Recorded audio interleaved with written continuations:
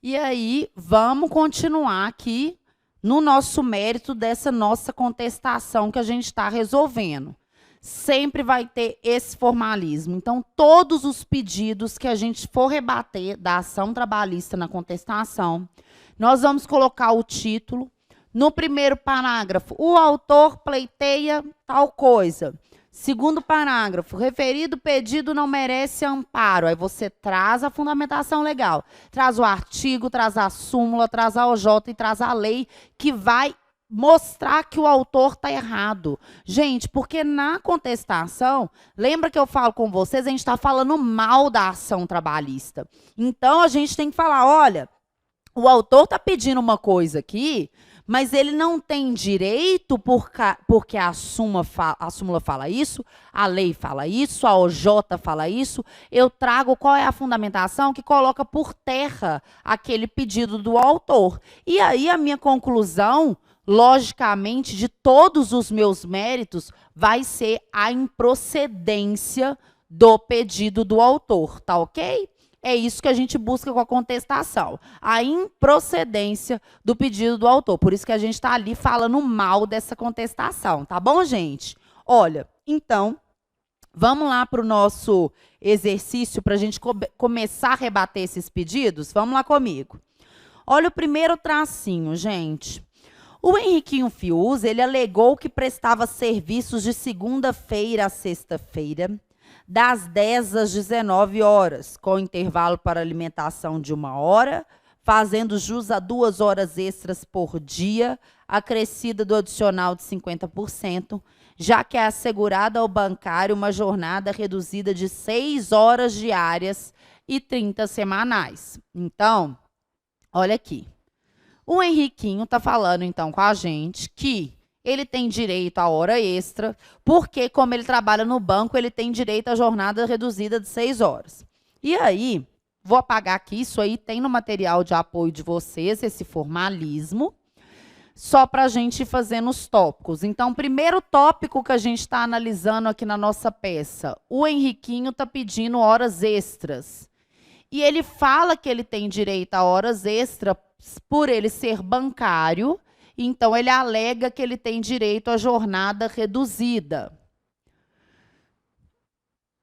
Vamos colocar aqui a jornada que ele falou com a gente. Ele falou que ele trabalha de 10 às 19, com 1 hora de intervalo, de segunda a sexta. Gente, primeira coisa que eu tenho que ficar atenta aqui. O Henriquinho fala que trabalha no banco e que tem direito a uma jornada reduzida. Ele fala que essa jornada é de 6 horas e 30 semanais. Ok, vocês sabem que quando eu falo de bancário, nós temos a regra, que é o artigo 224 da CLT, que realmente traz a questão da jornada reduzida. O bancário, a regra, é que ele tem direito à jornada reduzida, por ele lidar com dinheiro. Então, a CLT reduz o limite da jornada dele. Só que nós temos que ter em mente que existe uma exceção, que é do artigo 224, parágrafo 2º da CLT, que fala que quando um bancário ele exerce cargo de confiança. E aí, gente, abre no artigo para vocês verem o que eu estou falando. Isso aqui não precisa decorar, está escrito lá. Que quando o bancário ele exerce um cargo de confiança, mas ele ainda tem uma gratificação de função de, no mínimo, 1/3, a esse bancário aqui dessa exceção, eu não aplico a jornada reduzida. Então, artigo 224, parágrafo 2º, ele traz uma exceção.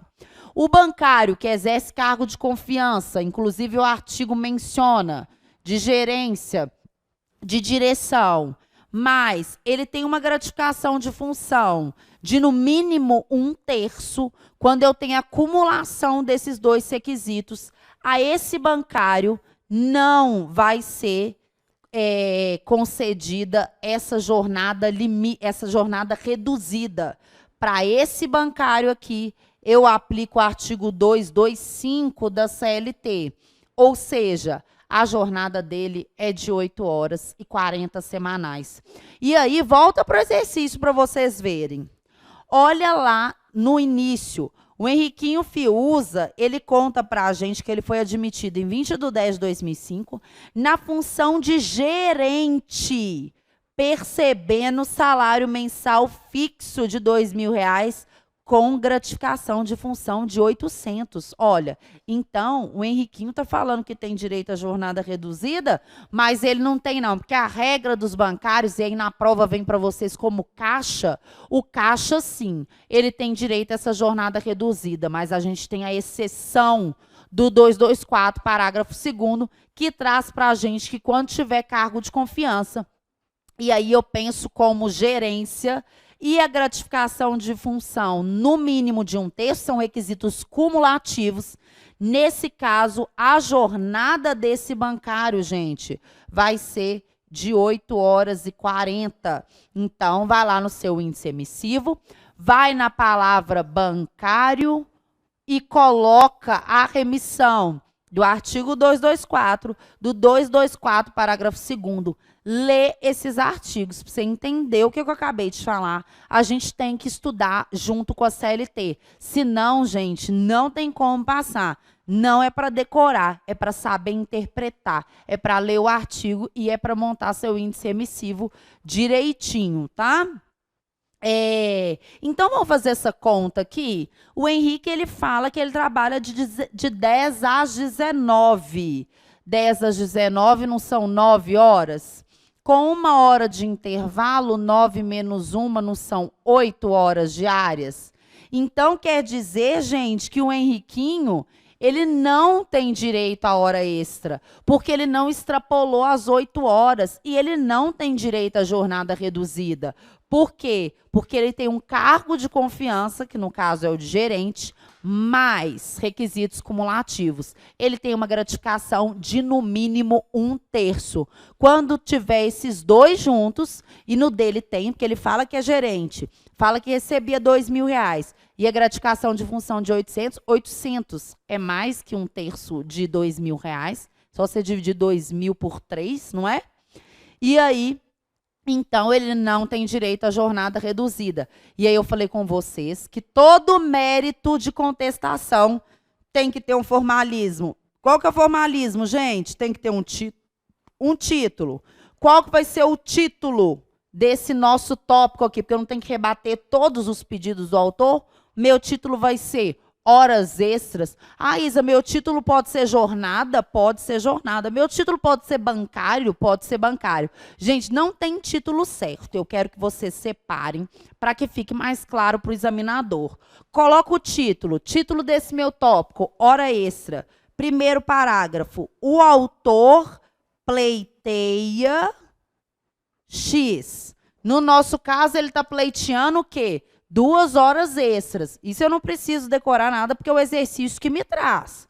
O autor pleiteia 2 horas extras, ou pleiteia horas extras.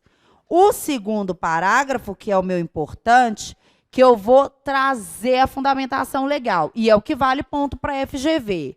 Aí eu vou falar do artigo, vou falar da súmula, vou falar do que for pertinente no caso em questão. E aí, no terceiro parágrafo, que é o meu objetivo aqui na minha contestação, eu peço a improcedência do pedido feito pelo autor. E aí, vamos ver? Eu montei para vocês como que a gente escreveria na prova. Vamos comigo? Olha, o autor pleiteou horas extras com fundamento de aplicação da jornada reduzida dos bancários. Então, eu pus o título, horas extras, vocês vão colocar em letra de forma, desse jeito que eu coloquei. Aí, no primeiro parágrafo, eu falo que o autor pleiteou horas extras com fundamento de aplicação da jornada reduzida dos bancários. No segundo parágrafo, eu venho rebatendo o que o autor pediu, porque o meu objetivo na contestação é falar que o pedido dele não deve ser julgado procedente. Então, eu venho, referido pedido não merece amparo. O artigo 224, parágrafo 2º da CLT, bem como o artigo 225, estabelecem que é o bancário que exerça função de confiança, gerência, e, para tanto, receba uma gratificação de no mínimo 1/3, não será aplicada a jornada reduzida, e sim a de 8 horas. Dessa forma, sendo o autor gerente e recebendo a gratificação de no mínimo 1/3, sua jornada é de 8 horas. Vem minha conclusão padrão. Dessa forma, o pedido de horas extras deverá ser julgado improcedente. Viram como que é, gente? É sempre esse padrão. Coloca o título. Primeiro parágrafo, o autor pediu tal coisa. Segundo parágrafo, vem com fundamento, vem com a súmula, vem com a OJ que mostra que ele está errado.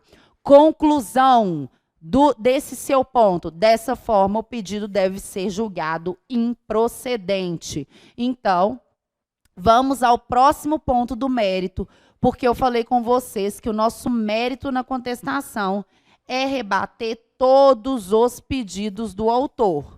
Então, primeiro foi horas extras. Vamos voltar para o nosso exercício para ver o que mais que o Henriquinho Fiuza pediu. Ele falou que foi dispensado por justa causa em 18/10/2009 de forma equivocada, devendo ser a dispensa convertida em imotivada. Informou que o empregador havia usado como desculpa o fato de o mesmo fazer corpo mole e já ter sido advertido e suspenso pelo mesmo motivo. Então, o autor, nesse segundo ponto aí, ele está falando assim, olha, eu fui mandado embora por justa causa, só que isso está errado e eu quero a conversão para dispensa imotivada. Gente, primeira coisa, é ele que está falando que não foi justa causa, não é isso? Mas se o empregador mandou embora por justa causa e a gente está pela empresa, vocês não concordam que já me dá a dica de que eu tenho que defender essa justa causa? Porque o autor está falando assim aqui, me mandou embora por justa causa, mas eu quero a conversão aí dessa forma de extinção do contrato, porque o empregador falou que eu fazia corpo mole e que, inclusive, ele conta para a gente que ele já tinha tido advertência e suspensão pelo fato de estar agindo com corpo mole. E aí, gente, quando a gente fala de corpo mole, é sempre bom vocês darem uma lida no artigo 482 da CLT. As hipóteses de justa causa, ó, estão lá no artigo 482 da CLT. Faz a remissão para mim também do artigo 158, parágrafo único, também da CLT.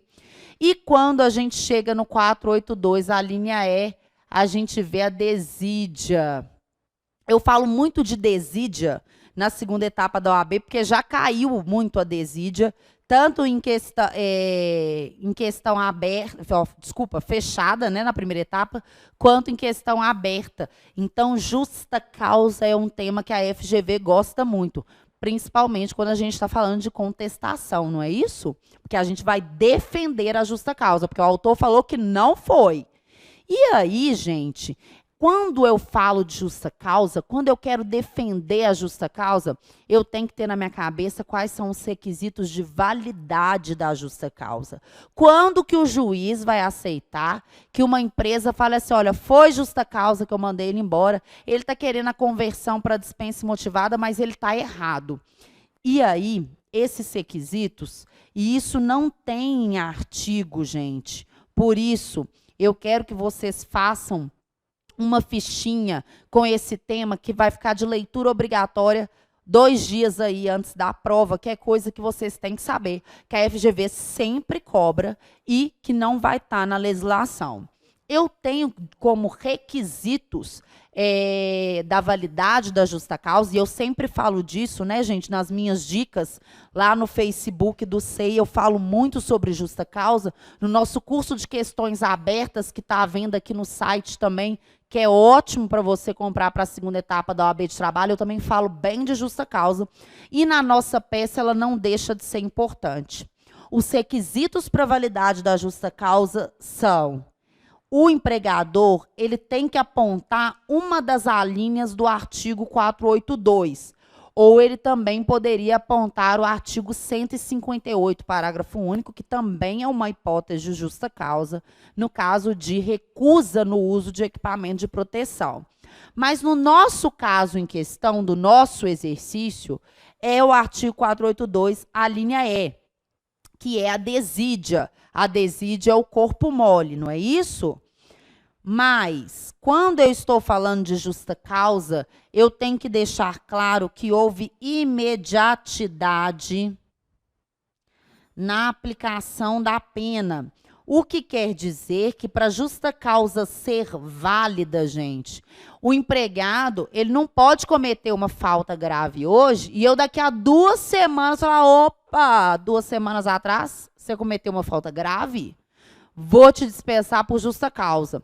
Não pode, porque um dos requisitos da justa causa é imediatidade na aplicação da pena. Você, superior hierárquico, você, empresa, viu que o ato faltoso foi cometido, aplica a punição, tá? Mas temos mais requisitos. Razoabilidade. A OAB gosta muito do requisito razoabilidade ou proporcionalidade da pena. Ó, vocês não concordam comigo que se o empregado agisse com corpo mole um dia, não, tá fazendo corpo mole, tá com desídia, vou mandar embora por justa causa. Gente, é razoável um empregado que faz corpo mole um dia, eu já mandar ele embora por justa causa? Não. Isa, mas aquele fez corpo mole. Mas ele fez corpo mole várias vezes. Porque, inclusive, o autor mesmo fala que ele já foi advertido. E aí a gente entende que, como ele continuou desidioso, como ele continuou fazendo corpo mole, ele foi suspenso. E aí, continuando cometendo o ato faltoso, o empregador, ele não vê outra alternativa a não ser mandar o empregado por justa causa. Por isso que a gente fala que a justa causa é a última ratio, é a última medida, ok? O que mais que eu tenho de requisito aqui para que a justa causa seja válida? Inexistência de duplicidade de pena. Inexistência de duplicidade de pena. Quer dizer que, olha, se o empregado comete um ato faltoso de manhã, aí ele cometeu o ato faltoso, eu falo assim, tô te aplicando advertência. Fui imediata na aplicação da pena. Aí no final do dia eu penso melhor e falo, não, fui muito frouxa com esse empregado, apliquei advertência, eu vou chamar ele aqui e vou aplicar a suspensão. Não pode.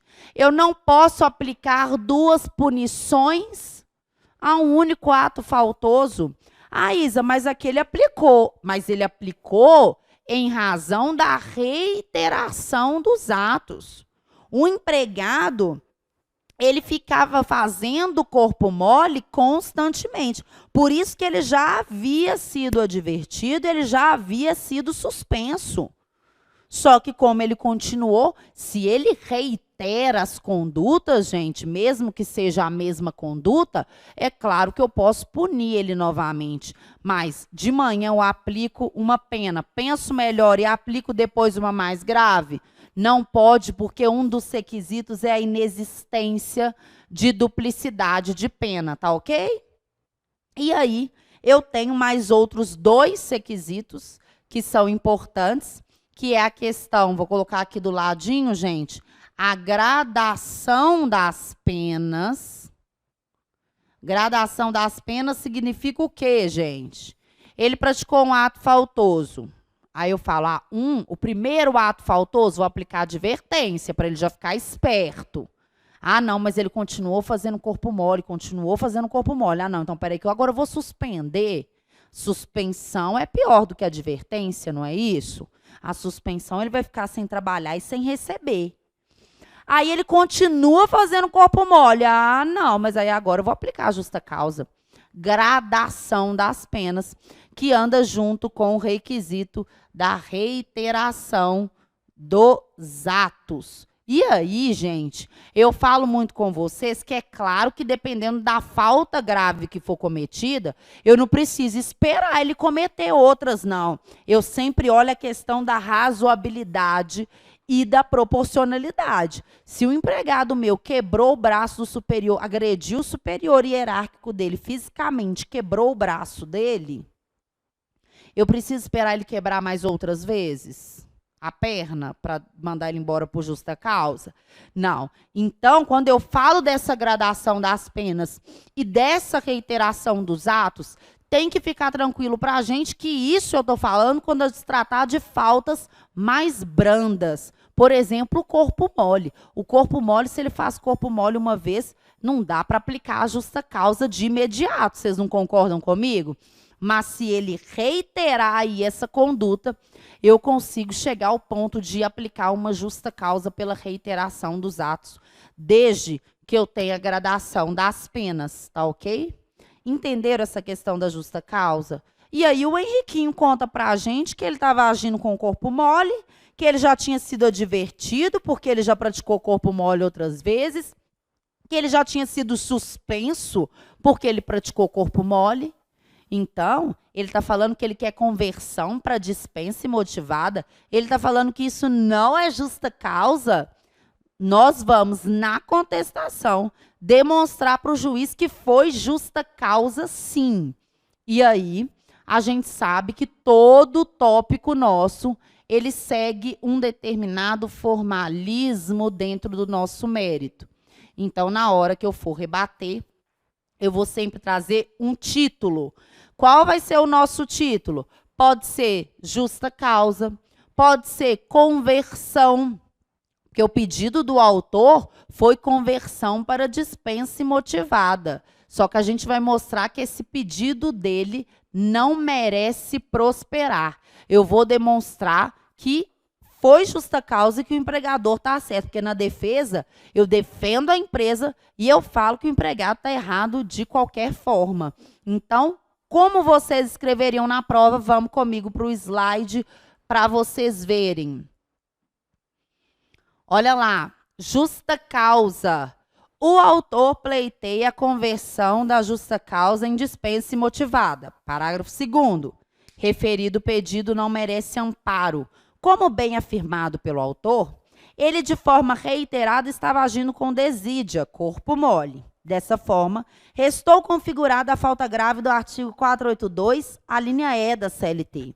Ainda, cabe ressaltar que todos os requisitos da justa causa foram cumpridos. Imediatidade na aplicação da pena, nexo causal entre a falta e a penalidade, proporcionalidade e razoabilidade na aplicação da pena, inexistência de dupla punição, reiteração dos atos pelo empregado com a respectiva gradação das penas, já que o mesmo já havia sido advertido e suspenso. Então, no segundo parágrafo, eu mostro porque que o autor está errado. E é isso que vale ponto para a FGV. É você demonstrar por que que o empregado está errado. Eu venho com a minha conclusão final. Dessa forma, o pedido do autor deve ser julgado improcedente. Então, pelos que vocês viram, a gente sempre segue esse padrãozinho. Tudo que o autor pediu, você coloca título. Parágrafo 1º, você conta o que ele pediu. Segundo parágrafo, traz para a FGV para você pontuar total os fundamentos legais. Na OAB não adianta você saber a resposta. Se você não coloca o fundamento legal e vice-versa, você tem que responder e você tem que colocar o fundamento legal, o artigo, a OJ, a súmula, a lei. E terceiro parágrafo, que é idêntico sempre. Dessa forma, o pedido deve ser julgado improcedente. É o que a gente busca com a nossa contestação. Vamos ver o que mais que o Henriquinho Fiuza pleiteou na ação trabalhista dele? Vamos comigo.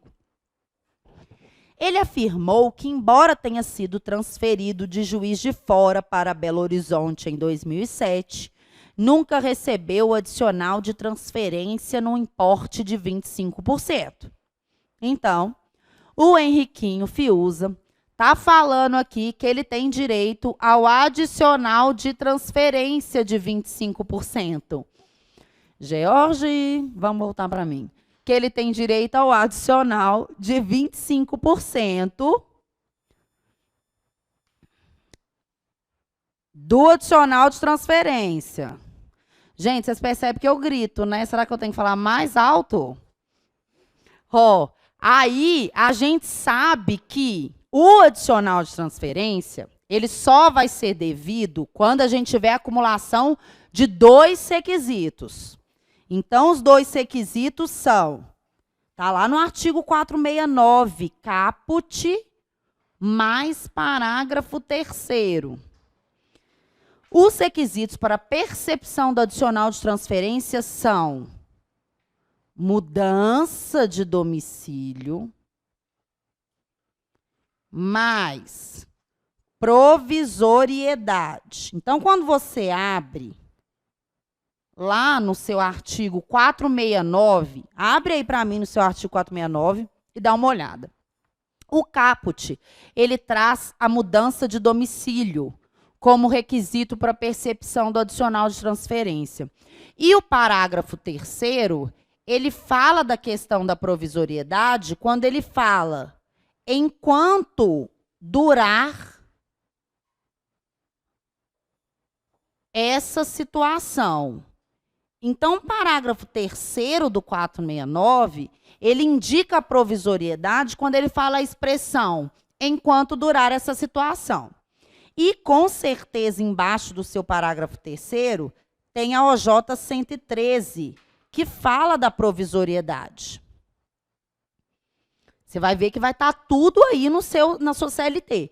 E faz para mim a remissão lá no seu índice emissivo, em adicional de transferência, eu quero que você coloque o 469 caput, mais o parágrafo 3º. Eu vejo muita gente perdendo ponto porque coloca só o caput, só que os requisitos do adicional de transferência, eles estão no caput e no parágrafo 3º.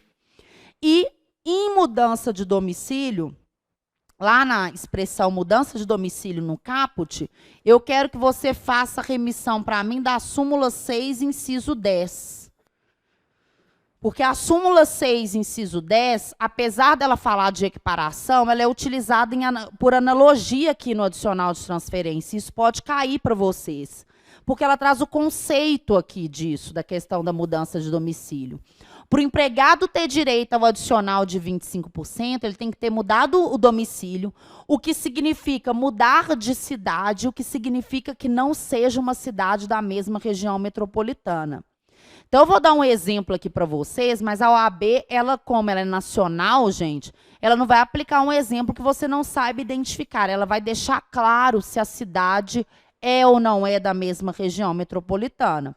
Vou dar o exemplo para vocês aí você pensa aí na sua cidade.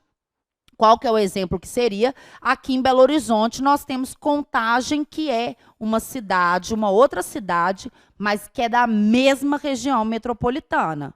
Então, quer dizer que se o empregado é transferido de Belo Horizonte para Contagem, que é da mesma região metropolitana, ele não tem direito ao adicional de transferência. Porque para ele cumprir esse requisito da mudança de domicílio, tem que mudar de cidade e tem que ser uma cidade que não seja da mesma região metropolitana. E aí, são requisitos cumulativos. Vamos voltar lá para ver o que o Henriquinho falou, por que ele tem direito a esse adicional de transferência. Ele afirmou que, embora tenha sido transferido de Juiz de Fora para Belo Horizonte em 2007, nunca recebeu adicional de transferência no importe de 25%. Olha aqui, gente. Ah, Isa, mas você colocou o exemplo de Belo Horizonte e Juiz de Fora. E se eu não soubesse que Juiz de Fora não é da mesma região metropolitana? Mas espera aí, eu já falei com vocês que a OAB, ela dá as informações. Se ela não te deu, você não tem que inventar. Quando você olha para o que o Henriquinho falou, ele falou que foi transferido de Juiz de Fora para Belo Horizonte. Falou por quanto tempo que ele foi transferido? O Henriquinho falou por quanto tempo? Não. Ou seja, se não foi falado é porque foi definitivo. Quer dizer que, ó, ele falou, ele foi transferido de Juiz de Fora para Belo Horizonte em 2007. Ele não contou que ele voltou, não. Para ter o adicional de transferência, ela teria que ter sido provisória. Ele contou para a gente que ele foi transferido em 2007 para Belo Horizonte, ponto. Então, quer dizer que não voltou. Ah, por que quer dizer que não voltou? Porque ele não falou. Eu vou inventar informação na OAB? Não, a OAB me traz as informações que ela quer que eu utilize no caso concreto, tá ok isso? Então, ele está pedindo o adicional de transferência, mas ele não tem direito, porque a transferência não foi provisória. A transferência foi de forma definitiva. E aí, a gente sabe que todo tópico de mérito tem o mesmo formalismo. Eu vou parar esse bloco aqui agora. Eu quero que você pare e redija para mim. Esse tópico do adicional de transferência. E eu volto no próximo bloco com a resposta.